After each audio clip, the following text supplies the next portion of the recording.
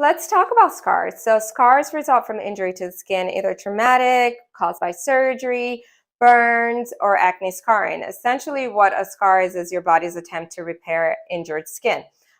Scars become very obvious when there is a difference in color or texture of the scar compared to the surrounding skin. We can revise scars to make them less obvious. We can never truly, completely eliminate a scar. Revisions can be done surgically and non-surgically. Non-surgically, we can do things like injecting the scar with steroid to reduce the height and thickness of the scar. We can do microneedling radiofrequency, laser treatments, and chemical peels.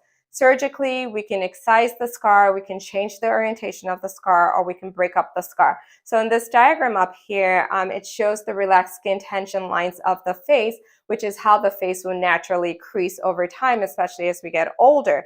When scars lie within those creases, they become less obvious over time.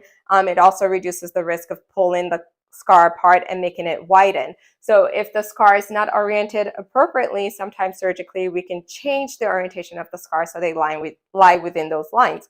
For a very long linear scar, we can break up the scar. A linear scar catches the eye because you're able to track the entire length of the scar.